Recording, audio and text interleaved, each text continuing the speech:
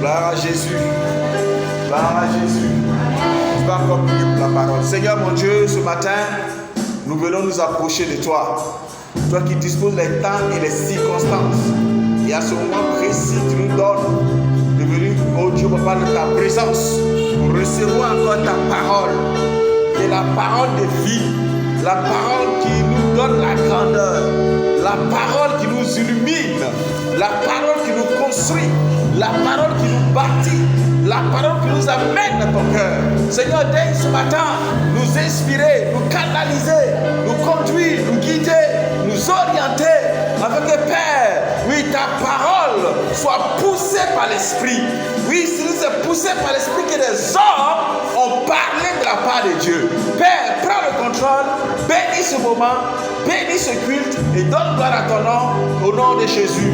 Je voudrais au nom de Jésus menacer tout esprit d'assouplissement, de distraction et tout ce qui vient de la part de l'enfer. Bénis sois-tu de marquer ce moment de ton saut, le saut de la vie, le saut de la grandeur, le saut de la percée, le saut de la dignité. Et que Père, toute la gloire et l'honneur puissent te revenir. C'est au nom de Jésus que nous avons prié. Amen. Gloire à Jésus. Gloire à Jésus. Gloire à Jésus. Que Dieu vous bénisse. Que la grâce de Dieu soit avec vous. Que sa faveur soit avec vous. Que la bénédiction de Dieu abonde dans nos cœurs. Alléluia, alléluia. Ça, c'est très intéressant à le souligner.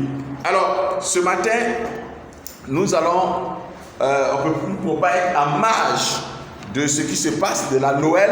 Alors, je prends le temps d'expliquer. La Noël n'a rien de biblique. Amen. Amen. C'est juste une date choisie par des gens pour dire, bon, on sait que Jésus est né un jour, mais on ne sait pas quand. Donc, on va choisir le 25 décembre comme jour de naissance de Jésus. Donc, c'est juste indicatif. Amen. Amen. Donc, il faut qu'en tant qu'enfant de Dieu, vous connaissez la vérité. Voilà. Donc, ce n'est pas mauvais de célébrer la Noël. Ce n'est pas mauvais de... Par exemple, hier, il y a déjà les églises qui ont fait des veillées pour expliquer aux enfants comment Jésus est né. C'est très intéressant et je conseille ça d'ailleurs. Amen. Je suis pour ça. Amen. Mais en même temps, nous soulignons, nous disons la vérité aux gens que c'est une date imaginaire. Amen. C'est une date comment? Imaginaire. Voilà. Ce n'est pas ce jour-là que Jésus est né. Personne ne peut le prouver. Et Dieu, même quand j'ai médité ce matin, il m'a dit, mais Dieu, vous voyez, non, Dieu, imaginez-vous si Dieu avait donné le jour. Dans la Bible, depuis Exode, on voit des dates que Dieu a données pour la Pâque. Là, il dit, telle année, à telle date, vous allez faire ça. Pourquoi Dieu n'a pas donné la date de naissance de Jésus? Parce qu'il sait qu'on allait faire ça un culte. Amen. C'est le jour là qu'on va célébrer. Et regardez, Marie qui n'a pas donné, les hommes ont fixé une date. Malgré que Dieu n'a pas donné de date, Dieu n'a pas voulu préciser quand les hommes ont tout fait pour trouver une date pour célébrer. Amen. Alors, ce n'est pas normal que le Fils de Dieu n'ait pas un jour de célébration, mais un jour. Tous les jours sont les jours de célébration. Dis Amen très fort. Amen. Alléluia. Chaque instant de ta vie, chaque moment de ta vie est un temps de célébration, est un temps d'adoration. Je vous ai dit que dans la nouvelle alliance, nous sommes en communion. Amen. Notre communion ne dépend pas d'une date. Notre communion ne dépend pas d'un événement. Notre communion ne dépend pas de quoi que ce soit. Notre communion dépend du fait que nous avons été rachetés.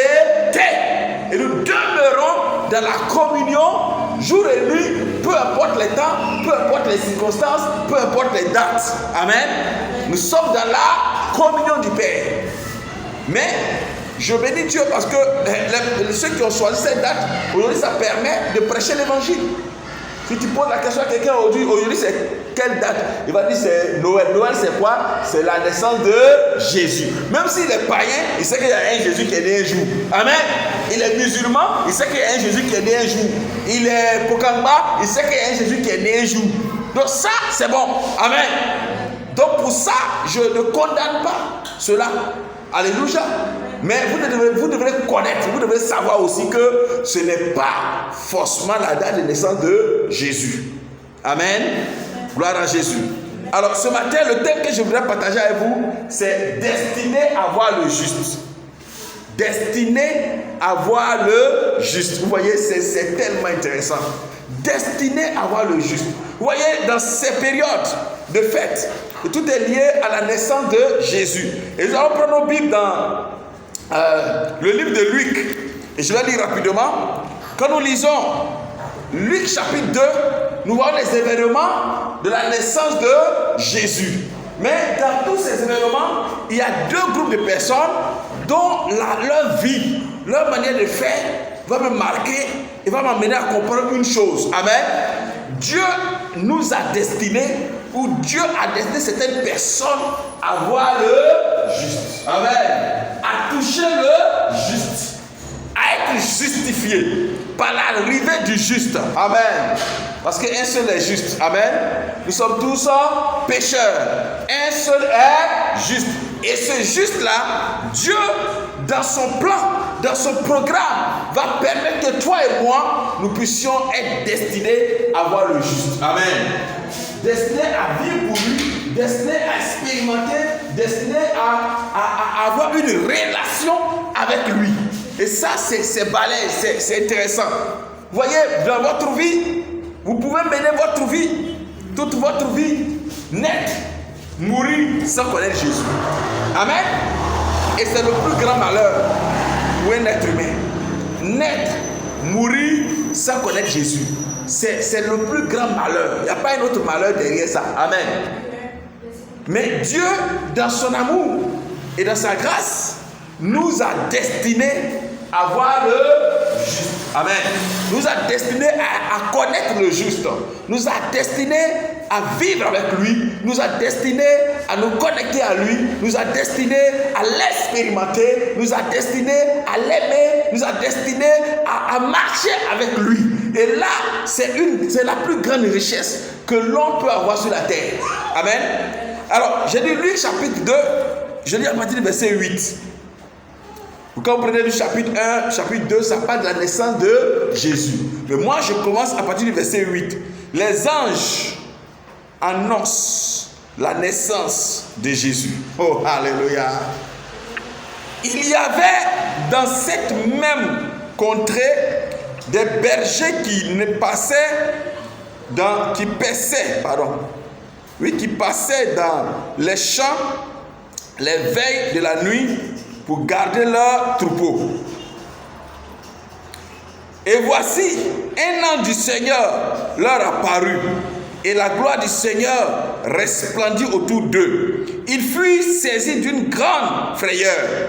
Mais l'ange leur dit: ne craignez point, car je vous annonce une bonne nouvelle. Dis avec moi, une bonne nouvelle. Oh Mandeleba Chata. Je vous annonce une bonne nouvelle. Écoutez-moi très bien. Que quelqu'un entende cela. C'est à partir de ce jour que la bonne nouvelle a commencé à être annoncée sur la terre. Amen. La bonne nouvelle pour l'humanité a commencé ce jour-là. Amen. Où l'ange est venu dire: je vous annonce une bonne nouvelle. À partir de cette date, à partir de ce moment, le ciel a localisé la terre et le ciel a avoir une faveur sur la terre. Parce que Jésus, c'est la bénédiction du ciel pour la terre et pour l'humanité. Amen. Je vous annonce une bonne nouvelle. On a verset 9, n'est-ce pas? 10, voilà. Mais l'ange leur dit: ne craignez point, car je vous annonce une bonne nouvelle qui sera pour vous, qui sera pour tout le peuple, le sujet d'une grande joie. Cette bonne nouvelle sera quoi? Pour tout le peuple, le sujet d'une grande joie. C'est qu'aujourd'hui, c'est que quand? Aujourd'hui. Dis avec moi, aujourd'hui. Le salut c'est quand? C'est aujourd'hui. Alléluia. C'est aujourd'hui. C'est qu'aujourd'hui, dans la ville de David, il vous est né un sauveur. Dis avec moi, il vous est né un sauveur. Qui est le Christ, le Seigneur. Amen. C'est qu'aujourd'hui, je vais dire à quelqu'un qu'aujourd'hui, il est né un sauveur. Alléluia. Et ce sauveur-là, c'est le Christ, le Seigneur de l'humanité. Et voici à quel signe vous le reconnaîtrez. vous trouverez un enfant emmailloté et couché dans une crèche. Et soudain, il se joignit à l'ange une multitude de l'armée céleste, louant Dieu et disant: gloire à Dieu dans les lieux très hauts et paix sur la terre parmi les hommes qu'il agrée. Oh, alléluia! Les bergers, lorsque les anges les eurent quittés pour retourner au ciel, les bergers se disent les uns aux autres: allons jusqu'à Bethléem et voyons ce qui est arrivé, ce que le Seigneur nous a fait connaître. Et ils allèrent en hâte et ils trouvèrent Marie et Joseph et le petit enfant couché dans la crèche. Après l'avoir vu, ils racontèrent ce qui leur avait été dit au sujet de ce petit enfant. Tous ceux qui les entendirent furent dans l'étonnement de ce que leur disaient les bergers. Marie gardait toutes ces choses et les repassait dans son cœur. Et les bergers s'en retournèrent, glorifiant Dieu et louant Dieu pour tout ce qu'ils avaient entendu et vu, et qui était conforme à ce qui leur avait été annoncé. Alléluia. Dis avec moi: destiné à voir le juste. Alors, voici des bergers. Bien aimé, écoutez-moi très bien. Il est très spirituel de comprendre les choses spirituelles. Amen. Je ne sais pas si l'expression est bien dit, mais vous devrez comprendre les choses de Dieu par l'esprit. Amen. C'est spirituellement qu'on en juge, non pas charnellement. Voici des bergers qui n'ont aucune considération en Jérusalem, qui n'ont aucune considération, qui n'ont aucune dignité. En fait, personne ne les considère. C'est des bergers. Ils sont tous dans les champs. Et dans le froid, ils sont dans les champs en train de suivre des brebis, en train de paître des brebis. Et voici que Dieu prend le décret. Pendant que toute la terre est concentrée sur autre chose, et le grand jour arrive, le jour de la lumière qui visite la terre, le jour où la grâce visite la terre, le jour où la bénédiction visite la terre, le jour où la bonne nouvelle visite la terre. Dieu ne va pas choisir ceux qui sont dans le palais. Amen. Dieu ne va pas choisir ceux qui sont à la présidence. Dieu ne va pas choisir ceux qui sont les grands d'Israël, de Jérusalem. Non, ou de Bethléem. Dieu va localiser sur la terre des bergers qui sont dans le champ. Amen. Ça m'a amené à réfléchir. Ces bergers avaient quelle particularité? Ces bergers avaient quoi d'important, plus que le roi, plus que le héros, plus que tous ces grands d'Israël? Amen. Plus que le Sanhédrin même. Amen. Le Sanhédrin était là, n'est-ce pas? Mais Dieu ne va pas s'orienter vers le Sanhédrin. Dieu ne s'oriente pas vers le roi. Dieu ne s'oriente pas vers Hérode. Dieu ne s'oriente pas vers ces personnes. Mais Dieu va envoyer ses anges vers les bergers. Amen. En brousse. Alléluia. Et les bergers qui sont retirés de la ville en train de perdre les troupeaux, c'est vers eux que Dieu envoie ses anges. Oh, alléluia. Dieu enverra son ange vers toi. Dieu enverra son ange vers toi. Parce que tu fais partie de son plan. Parce que tu fais partie de ceux qui sont destinés à voir le juste. Ceux qui doivent connaître le juste. Ceux qui doivent recevoir le juste. Ceux qui doivent goûter aux grâces et aux faveurs divines. Alléluia. Dieu va envoyer son ange vers ces bergers retirés de la ville, qui n'ont aucune valeur, qui n'ont aucune considération. C'est vers ces bergers-là que Dieu va déléguer ses anges. Oh, dis amen très fort. Amen. Alléluia. Et pour moi, c'est là une bénédiction. Quand dans le plan de Dieu, le ciel te localise et le ciel t'envoie un message. Et ce matin, si tu es assis devant moi, c'est parce que tu es destiné à voir le juste. C'est parce que le ciel veut que tu entendes ce message. C'est parce que le ciel t'a mis sur la liste de ceux qui devraient expérimenter sa grâce. Vous voyez, je vous dis une chose. Je vais vous faire une confession. Mais c'est sérieux. Vous voyez, c'est la période de la fête. Et j'ai fait une liste de mes dépenses et de ce que je dois assister. Et j'ai fini la liste. En tout cas, le montant était vraiment chaud. Et j'ai commencé à dire, ah, donne-moi les moyens pour ça. Et puis, je ne sais pas qu'est-ce qu'il faut dire. J'étais en train de réfléchir. J'ai dit, mais attends, moi j'ai fait toute une liste. Il y a des noms des gens dessus. Puis je dois assister d'une manière ou d'une autre. Mais moi-même là-haut, mon nom est sur quelle liste? J'ai pensé à dire, mais attends, donc qui même a mis mon nom sur sa liste même pour dire, attends, il faut que j'assiste le pasteur Marius. Amen. Et j'ai commencé à réfléchir à ça. Vous voyez, à un moment donné, le diable voulait utiliser l'occasion pour m'attrister. Pour dire, tu vois, personne n'est sur ta liste. Tu n'es sur la liste de personne. Personne ne pense à toi. Alléluia. Mais la bonne nouvelle, c'est que Dieu pense à toi. Amen. Alléluia. La bonne nouvelle, c'est que tu es sur la liste de Dieu. Et automatiquement, le Saint-Esprit va me répondre pour dire, mais écoute, ce qui est plus important, ce n'est pas d'être sur la liste des hommes, mais c'est d'être sur la liste de Dieu. Oh, alléluia. Et par conséquent, je suis sur la liste de Dieu. Amen. Dieu m'a mis sur sa liste. Même si les hommes ne m'ont pas mis sur leur liste pour penser à moi, pour s'occuper de moi, pour que je m'attende à quoi que ce soit, mais Dieu m'a mis sur sa liste. Amen. Et toi, tu es sur la liste de Dieu. Dis Amen très fort. Tu es sur la liste de Dieu. C'est ce qui doit être ta joie. C'est ce qui doit être ton bonheur. Ce n'est pas le fait d'être sur la liste d'un homme. Ce n'est pas le fait d'être sur la liste d'une organisation de arbre de Noël. Vous voyez, non? Quand on regarde les arbres de Noël, il y a la liste des enfants. Il y a ceux qui vont recevoir les cadeaux. Frère, si ton nom n'est sur aucune liste, c'est pas un drame. Mais il y a une liste, si ton nom n'y est pas, là c'est grave. C'est la liste de Jésus. Oh, alléluia. La liste de Dieu. Donc pendant que ces bergers-là étaient retirés et que personne ne les avait sur sa liste, mais Dieu les avait sur sa liste. Oh, alléluia. Et pour moi, c'est là le grand bonheur. Dieu connaissait ces bergers. Dieu les avait localisés. Dieu les avait mis sur sa liste. Dieu les avait destinés à voir le juste. Amen. Dieu les avait destinés à voir le juste. Et Dieu va déléguer son ange vers eux. Dieu va envoyer son ange vers ces bergers retirés de la ville, dans les champs. Oh, alléluia. Tu es retiré, tu es dans les champs. Personne ne te connaît, personne ne te considère, personne ne t'a sur ta liste. Mais la bonne nouvelle, c'est que Dieu t'a sur sa liste. Amen. Oui, Dieu a mis ton nom sur sa liste. Et tu comptes pour lui.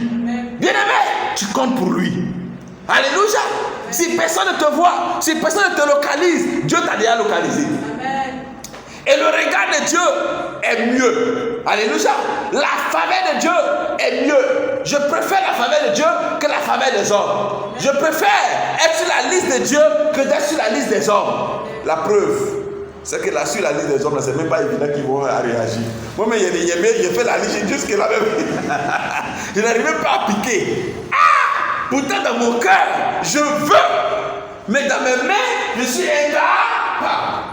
Oh, alléluia. Voici la liste des hommes. Les hommes peuvent te mettre sur leur liste, mais est-ce qu'ils seront capables? Est-ce qu'ils iront jusqu'au bout? Est-ce qu'ils vont tenir leurs promesses? Est-ce qu'ils vont tenir leurs paroles? Amen. Mais si Dieu t'a mis sur sa liste, tu es heureux. Amen. Si Dieu t'a mis sur sa liste, tu es béni. Si Dieu t'a mis sur sa liste, tu es dans la félicité éternelle. Et ces bergers étaient sur la liste de Dieu. Et Dieu va envoyer son ange pour les visiter. Comme ce matin, il envoie son esprit pour te visiter. Il envoie sa parole pour te visiter. Il envoie son ange pour te visiter. Il envoie sa bénédiction pour te visiter. Tu n'entreras pas dans cette année 2023 sans la bénédiction de Dieu. Dis amen très fort. Et ces anges, ces bergers ont été visités par la puissance de Dieu. Mais l'ange leur dit, ne craignez point. Quand Dieu vient, regardez, écoutez-moi très bien. Quand Dieu vient, la première des choses que Dieu va te dire dans ta vie, ne crains plus jamais. Amen. Oh, tu peux craindre quand Dieu n'est pas encore là. Tu peux craindre quand Dieu n'est pas encore présent. Tu peux craindre, oui, quand Dieu ne t'a pas encore mis sur ta liste. Il dit, ne craignez point. La première des choses, dès que Dieu arrive dans ta vie, il va vaincre la crainte, il va vaincre la peur, il va vaincre le souci, les inquiétudes, lui, les amertumes, le mal. Dieu vient, il dit, ne craignez point. Amen. Dieu te dit ce matin, ne crains point, mon frère. Ne crains point, ma soeur. Il t'a destiné à voir le juste. Il t'a destiné à entrer dans la grandeur. Il t'a destiné à profiter, à vivre la vie de grandeur. Alléluia. Non pas la vie de honte. Non pas la vie des hommes. Non pas les futilités. La vanité. Il dit vanité de vanité, tout est vanité. Mais lui, il t'a destiné à la grandeur. Il t'a destiné à la percée divine. Non pas la percée dans une entreprise. Non pas la percée dans une institution internationale. Amen. Mais Dieu t'a destiné à la percée éternelle. À voir le juste. À profiter de la grâce de Dieu. À profiter de la bénédiction éternelle, suprême, qui est incomparable. Ne craignez point, car je vous annonce une bonne nouvelle. Quand Dieu vient dans ta vie, comme il a dit, ne crains point parce que quoi? Je t'annonce une bonne nouvelle. La bonne nouvelle, c'est quoi? Alléluia. Quand je dis je t'annonce une bonne nouvelle, une bonne nouvelle, c'est quoi? C'est quelque chose dont j'ai besoin. Si tu me dis que tu m'annonces une bonne nouvelle, la bonne nouvelle, il affecte de génération à beaucoup. Ce n'est pas une bonne nouvelle pour moi. Ça ne me sert à rien. C'est une fête. Ok, mais moi, je n'ai pas besoin de ça. Amen. Alléluia. La bonne nouvelle pour moi, c'est quelque chose dont j'ai besoin. C'est quelque chose qui va m'amener à quelque part. C'est quelque chose qui est bénéfique pour moi. Alléluia. En ce moment, ça devient une bonne nouvelle pour moi. Si ce n'est pas un bénéfice pour moi, ce n'est pas une bonne nouvelle pour moi. Amen. Si ça ne m'apporte rien, ce n'est pas une bonne nouvelle pour moi. Peu importe ce que ça peut être. Je vous annonce une bonne nouvelle. Et il va préciser qu'il sera pour tout le monde, tout le peuple, le sujet d'une grande joie. Cette bonne nouvelle va susciter une grande joie. Une joie éternelle. Une joie divine. Une joie... Je ne sais pas comment il faut décrire ça. Une joie qui ne peut pas prendre fin. Parce que quand tu te connectes à Dieu et que tu es connecté tu es né de nouveau, cette joie, ce bonheur indescriptible entre dans ta vie. Oh, alléluia.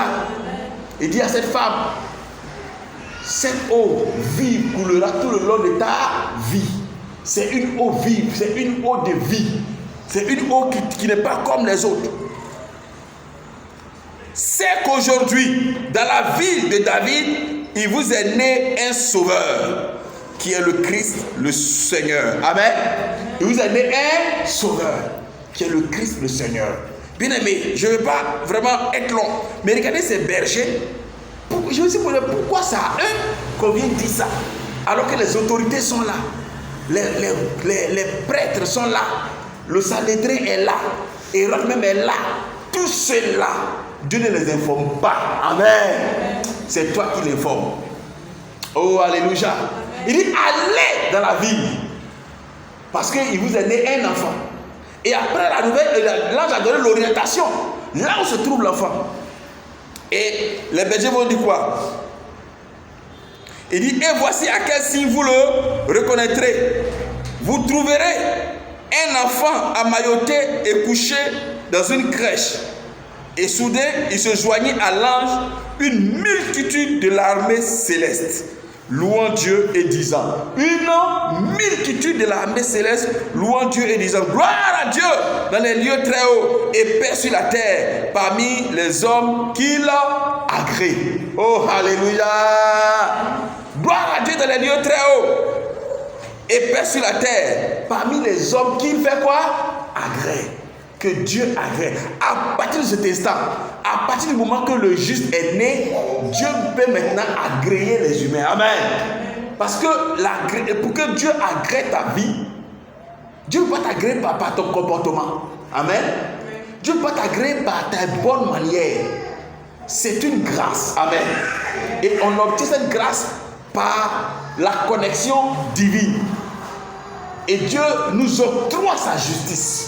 Dieu nous justifie, pas parce qu'on est juste, mais il nous donne sa justice. Alléluia. Et après, les anges, après les bergers du moins, nous constatons qu'il y a une deuxième personne qui va également vivre cette expérience. Cette deuxième personne s'appelle Siméon. Amen. Le 8e jour, verset 21, le 8e jour auquel l'enfant devait être circoncis, étant arrivé, on lui donna le nom de Jésus, nom qu'avait indiqué l'ange avant qu'il soit conçu dans le sein de sa mère. Et quand les jours de leur purification furent accomplis, selon la loi de Moïse, Joseph et Marie le portèrent à Jérusalem. Le portèrent à Jérusalem pour le présenter au Seigneur, suivant ce qui est écrit dans la loi du Seigneur. Tout mâle premier-né sera consacré au Seigneur, et pour offrir en sacrifice 2 tourterelles ou 2 jeunes pigeons, comme cela est prescrit dans la loi du Seigneur. Et voici, il y avait à Jérusalem un homme appelé Simeon. Cet homme était juste et pieux. Il attendait la consolation d'Israël et l'Esprit Saint était sur lui. Dis amen très fort. Il avait été divinement averti par le Saint-Esprit qu'il ne mourrait point avant d'avoir vu le Christ du Seigneur. Oh, alléluia. Voici une deuxième personne qui s'appelle Simeon, qui est également dans la ville. Alléluia. Et la Bible nous dit ici que Simeon aussi avait été averti divinement. Amen. Divinement averti qu'il ne mourrait point sans avoir vu le juste. Dieu va se révéler à Simeon et va dire à Simeon, je suis en train de faire un travail et j'ai conçu le plan de salut pour l'humanité. Mais Simeon, je ne veux pas que tu rates ça. Amen. Je ne veux pas que cela passe sans que tu ne voies cela. Et comme tu es un homme qui craint Dieu, qui aime Dieu, je veux te révéler mon plan. Je veux te révéler mon secret. Je veux te révéler mon programme. Alléluia. Divinement averti. Oh, alléluia. J'aime ce mot. Divinement averti. Combien aujourd'hui peut recevoir des avertissements divins? Combien de personnes aujourd'hui ont cette connexion pour pouvoir entendre divinement, pour pouvoir recevoir un message divin? Amen. Simeon, la Bible déclare qu'il était vieux, âgé, mais Simeon ne pouvait pas mourir parce qu'il avait un rendez-vous avec le juste. Amen. Parce qu'il était destiné à voir le juste. Malgré les pestes, malgré les circonstances, malgré les vieilles personnes mouraient à Jérusalem, Simeon ne pouvait pas mourir. Pourquoi? Parce que Dieu lui a fait une promesse. Et la promesse que Dieu lui a faite, c'est de voir le juste. Amen. C'est de voir le juste. C'est de toucher le juste. C'est de présenter ce juste. C'est de prendre part à cette œuvre divine. Et la Bible déclare que le 8e jour, où l'enfant devait être circoncis, poussé par l'Esprit. Oh, alléluia. Le Saint-Esprit va faire quoi? Va pousser Simeon à aller où ça? Au temple. Simeon n'avait pas de rendez-vous au temple. Simeon ne savait même pas qu'il y avait un enfant qui va consacrer au sang. Amen. Mais quand le jour est arrivé pour que Simeon reçoive la confirmation du message divin qu'il a reçu, la Bible déclare que poussé par l'Esprit, Simeon va se rendre au temple. Et il arrive au temple, voici, il voit un bébé. Et automatiquement, le Saint-Esprit lui dit, voici ce que je t'avais dit là, voici ça qui est là. Amen. Voici ma parole que je t'avais donnée. Voici l'accomplissement de cette parole. Mon ami, mon frère, Dieu te destine à voir le juste. Amen. Dieu t'a destiné à avoir le juste, à recevoir le juste, à être justifié par le juste. Amen. Et comme Simeon, comme ces bergers, ouais, ils ne sont pas les seuls à Jérusalem, ils ne sont pas les seuls, mais ces personnes distinguées, ces personnes choisies par Dieu pour qu'ils expérimentent la grandeur. Amen. Oh, alléluia. Et quand je te regarde, je me réjouis à ta place, parce que Dieu t'a destiné à voir le juste. Dieu t'a destiné, tu es dans la sélection divine. Voyez, prenons un autre exemple. Voici, nous tous nous aimons le sport. Mais ce n'est pas tous les joueurs qui jouent dans la sélection nationale. Oh, alléluia. Amen. Il y a des grands joueurs qui passent tout leur temps mais qui ne vont jamais jouer dans la sélection nationale. Amen. Mais la sélection nationale, là, on dit sélection, c'est quelqu'un qui te sélectionne. C'est quelqu'un qui t'appelle. Mais Siméon était sélectionné. Les bergers étaient sélectionnés. Et toi, ce matin, tu es sélectionné. Toi qui m'entends, c'est parce que tu es sélectionné. Ce n'est pas tout le monde. Mon frère, c'est une grâce. C'est une faveur divine. Ce n'est pas donné à tout le monde. Si Dieu te fait la grâce de le connaître, Dieu te fait la grâce de le recevoir, tu dois t'accrocher à cette grâce. Tu dois bénir Dieu pour cette grâce. Jérusalem, depuis aujourd'hui, il a fait 2023 ans bientôt. Mais jusque-là, beaucoup n'ont pas encore vu le juste. Amen. Ça fait 2000 ans qu'on prêche l'évangile. Mais jusque-là, beaucoup n'ont pas encore vu le juste. Les Israélites, des Juifs sont encore incrédules. Eux sont plus incrédules que toutes les autres populations du monde. Amen. Regardez les gens autour de vous. Ils sont incrédules. Leur incrédulité. La Bible dit que quoi? Il a caché ces choses aux grands. Et il a révélé cela aux enfants. Oh, alléluia. Dieu cache les vraies choses. Dieu cache. Il dit, il a caché ces choses. Et il a révélé cela à toi et à moi, qui sommes choisis pour voir le juste. Oui, quand on parle de cela, ça choque, mais la prédestination existe. Amen. Mais toi qui entends, c'est que c'est parce que Dieu t'a choisi. Toi qui entends, c'est parce que Dieu t'ouvre les portes. Pourquoi quand on prêche la parole, tu sens dans ton cœur que tu es concerné? C'est parce que Dieu est en train de t'appeler. Maintenant, si tu résistes à l'appel de Dieu, sache que tu n'es pas le seul. Amen. Il dit, il a écarté Israël pour que nous, les païens, l'olivier sauvage, puisse être greffié. Amen. Alléluia. Dieu a fait une greffe parce que nous qui n'étions pas sélectionnés au départ, à l'arrivée, nous sommes dans la course. Oh, alléluia. Disons que ceux qui étaient sélectionnés au départ, à l'arrivée, ils sont mis de côté à cause de leur incrédulité. Alors si celui qui a été sélectionné au départ, on l'a mis de côté à cause de son incrédulité, toi qui m'entends ce matin, si tu ne prends pas ça au sérieux, tu ne considères pas la parole de Dieu, tu ne reçois pas Jésus-Christ comme ton Seigneur et ton Sauveur personnel, tu seras mis de côté. Et Dieu va avancer avec les autres. Ceux qui veulent être sauvés, ceux qui veulent, qui voient, c'est-à-dire qui considèrent cette grâce, ceux qui voient la valeur de la grâce divine. Ce matin, je t'appelle, mon frère, ne résistez plus. Parce que Dieu t'ouvre les portes et Dieu veut que tu voies le juste. Dieu veut que tu expérimentes le juste. Dieu veut que tu sois justifié par le juste. Que tes péchés soient purifiés. Que tu sois lavé de tout péché. Amen. Afin de rentrer dans le salut divin. Et t'étends la main ce matin. Ne remets pas à demain. Alléluia. Que cette Noël soit la Noël de ta conversion réelle. Amen. Que cette Noël soit la Noël de ta repentance sincère. Que cette Noël soit la Noël de ta communion avec le Père, de ta connexion divine. Parce qu'il n'est pas donné à tout le monde de l'attendre. Que le Seigneur vous bénisse. Que sa grâce soit avec vous. Et si tu as entendu cette parole, et que dans ton cœur, tu réalises que tu n'es pas encore connecté comme il se doit, et que ce matin, tu veux faire le pas du salut, le pas de la repentance, le pas de la conversion, tu vas lever simplement tes mains, tes deux mains comme ça. Et nous allons prier avec toi. Te reconnaître la grâce de Dieu. Pour que tu passes d'une étape à une autre étape. Amen. D'une dimension à une autre dimension. La Bible déclare que chaque chose a son temps. Et le temps pour toi est venu de donner ton cœur sincèrement au Seigneur. Le temps pour toi est venu de te repentir sincèrement.